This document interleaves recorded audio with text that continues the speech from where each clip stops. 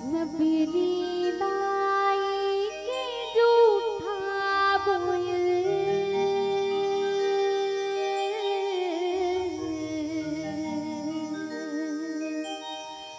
लक्ष्मण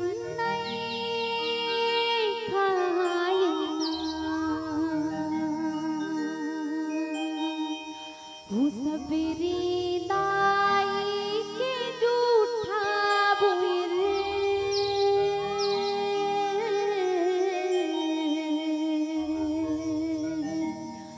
लक्ष्मण प्रेम से बोलो सबरी माता की जय, दुर्गा मैया की जय, भोला ऋषि माता की जय।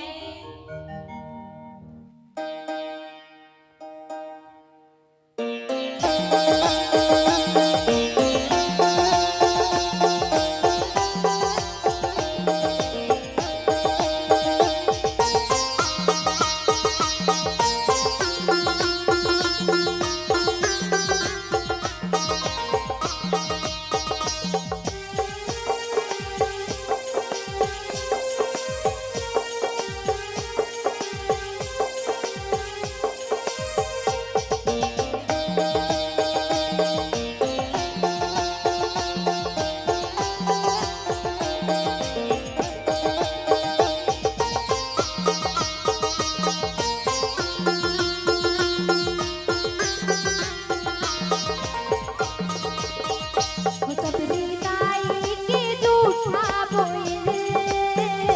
लक्ष्मण नहीं खाएगा सबरी लाई के जूठा बोल लक्ष्मण नहीं खाएगा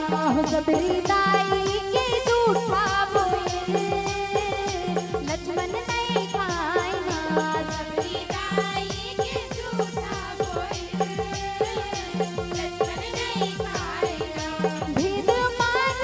ना कोनो नहीं जाने भेद मार्ग ना कोनो नहीं जाने वेद शास्त्र महावे बखाने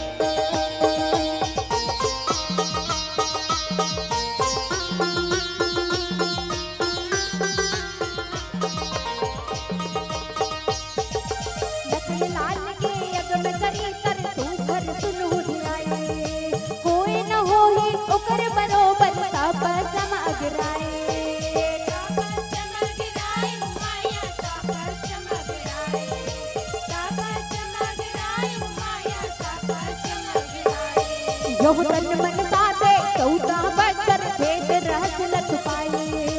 नहीं कार्य सुभावे न बुझा कर सब दिन रह मिटकाए सब दिन रह मिटकाए माया सब दिन रह मिटकाए सब दिन रह मिटकाए माया सब दिन रह मिटकाए सिया राम चरण के अनुरागी सिया राम चरण के अनुरागी धन धन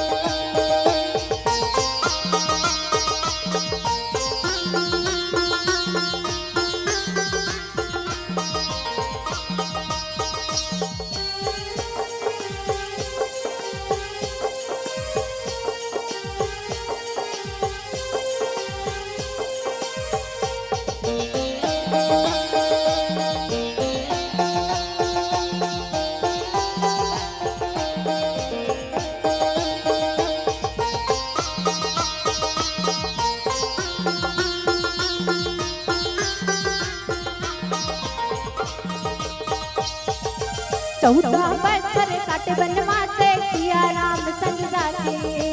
पंचवटी माँ छाए बुदा से लेके सीता लचुरा के,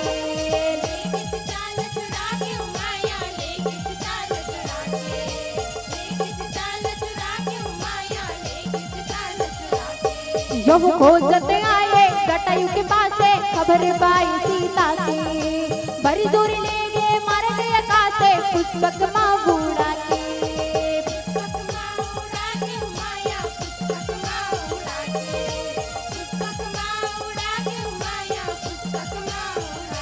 खाना भर मांगे सीता के रघुराई,